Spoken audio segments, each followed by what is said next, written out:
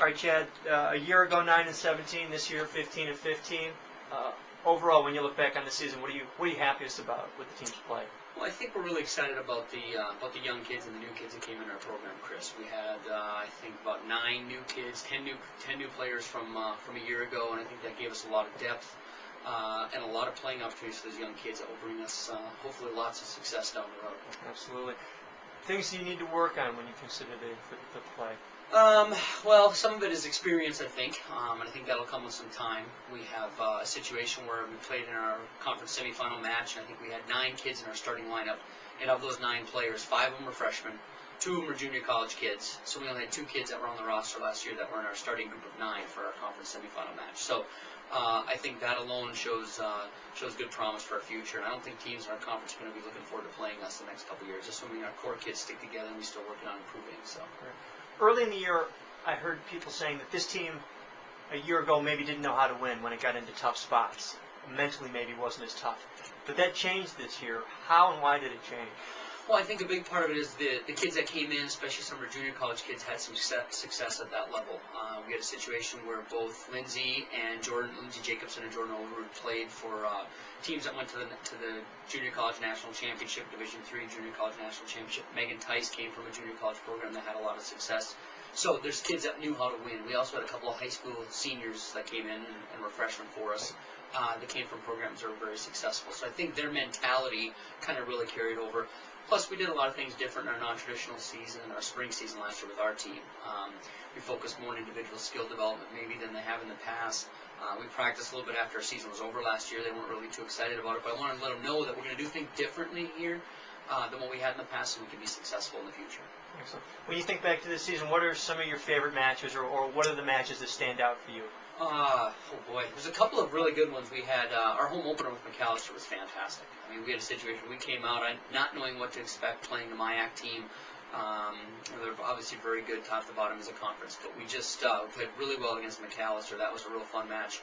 And then, unfortunately, we peaked just a little bit too early, about a week too early, but when we played Northland and St. Scholastic at home, the last home weekend of the regular season, it was just fantastic. I mean, we played probably our best ball of the year for that Friday and that Saturday combined. I think we lost one set. We beat a team 25-9, another one 25-13, 25-14. I mean, I don't want to say we steamrolled them, but we certainly played very, very good volleyball that weekend. So I think that'll be a big highlight for us as we look back on the season.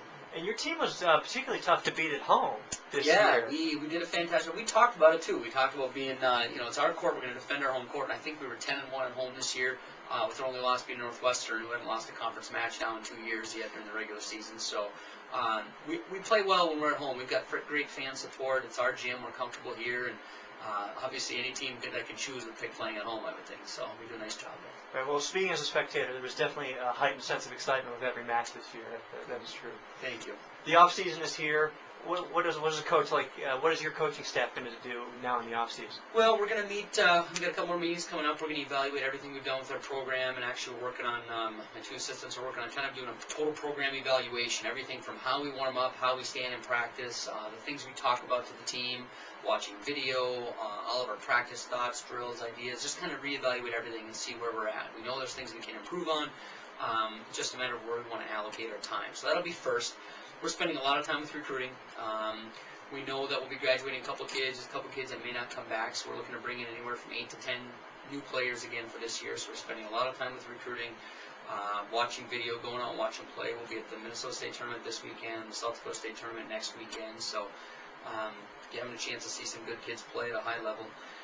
Then when that's done, we get into the Junior Olympic volleyball season in the spring. So we'll be hosting some tournaments and another chance for us to see more kids play. Not with our high school teams, but on Junior Olympic or club teams. And then after that, we'll start with our non-traditional season. We'll focus again on individual skill play and making kids better individually and not as a team so much. So. How about your players? What do they like to do, or what do you hope that they do during the off-season? Well, we're actually going to meet with that in our team meeting and kind of talk about what their plans are. Because if my goal is to win a conference championship and their goal is just to be competitive, we're going to have some differing views or whatever. But we're going to talk about what we think it's going to take for them to get better. Hopefully a couple days a week doing some optional strength and conditioning training stuff. Hopefully a couple days a week where they're going to get in the gym and play volleyball by themselves. Just roll a ball out so they can just keep their hands on a ball, maybe do some attacking, serving, passing, things that are easy to do for them. And then just kind of staying in shape, eating healthy, those kind of things that we'll talk about. Kind of now, a lot of them are still a little beat up yet from our season, whether it's knees, shoulders, ankles, that kind of thing. So give them some time to heal a little bit from that yet, and then get back into it right after the Thanksgiving break. So. Okay. Well, again, Coach, maybe not the season you wanted, but definitely an improved season from last year. Well done all around. Thank you very much. I think we did a nice job. I think we finished 500. We were 15 and 15, so not too bad. That's great. Okay, thanks a lot. Thank you.